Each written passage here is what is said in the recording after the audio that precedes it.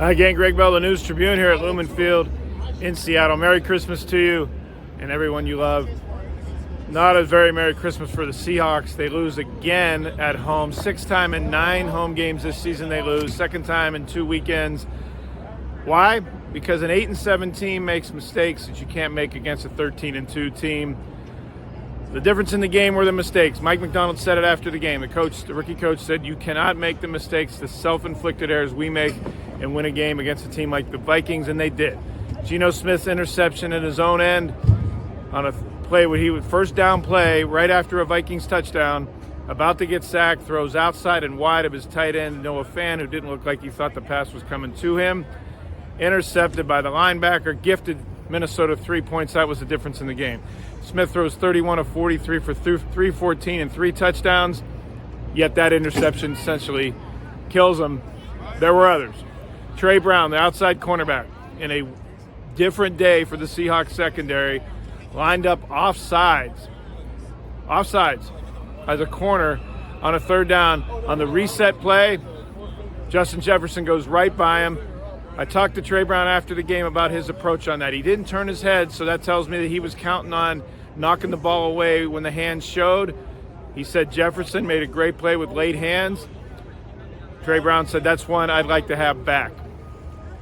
Didn't turn his head, touchdown Vikings, on a play that shouldn't have happened because of the offsides on 3rd down. On an outside cornerback cannot line up offsides. You got to look down to the line judge, get a spot on the line, and play. Brown said he looked at the line judge didn't give him any indication of whether he's offsides or not. He said he usually does. So he went with where he was, and he got called for offside. Byron Murphy on the sack. It would have been 3rd down. It would have been a 4th down, get off the field sack. It would have been 3rd and long in the middle of the 4th quarter, with the Seahawks up by 4. Murphy sacks Sam Darnold, but when he does it, he grabs the face mask of the quarterback. Referee Craig Rolstead throws the penalty 15 yards. Instead of 3rd and long, it's 1st and 10 at the 39. The next play, Jefferson goes past Reek Woolen, cover 2 over the top safety. Julian Love late getting over. Perfectly timed throw between the corner and before the safety can arrive for the 39-yard touchdown that essentially wins the game. Vikings take 29-27 lead with 3.5 minutes left. Woolen after the game didn't want to talk to me or anybody else asking questions except one reporter. Apparently doesn't like what he reads in the papers. But Woolen let him go thinking that Julian Love was going to be behind him for the coverage, but Julian Love was over later than Woolen expected. That small mistake of mistiming allowed the window for Jefferson to catch the touchdown pass. After the game, Byron Murphy, the Seahawks rookie nose tackle, called it a bull crap call, except he didn't use the word crap. On the face mask, he said he brazed the face mask of the quarterback, not grabbed it, although it appeared from the press box and on replays that Murphy did grab, and it is a legit penalty for grabbing anybody's face mask, especially a quarterback who's always highly, highly looked at by the referee who's right behind him. Those mistakes I just talked to you about is why the Seahawks are now on the outside of the playoff race looking in. Basically, there are some tiebreaker scenarios, but basically the Seahawks need to win out, including at Thursday on a short week. They travel Wednesday, Christmas Day to Chicago. They play the 4-11 Bears.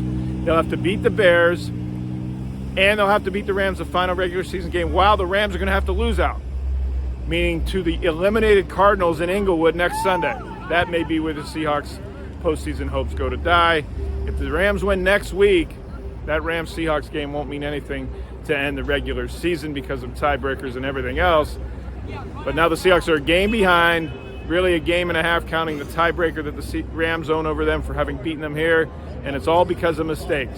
Mistakes the Seahawks can't make against the best teams. Once again, this team can beat middling teams, but the Seahawks can't beat the best teams in the league, making the mistakes that they made. Kenneth Walker, 3 carries in his first 4 plays. Looked like they were going to come out running. Then Ryan Grubb called only 1 running play for Walker over the next 25 snaps on offense from the middle of the first quarter to the middle of the third.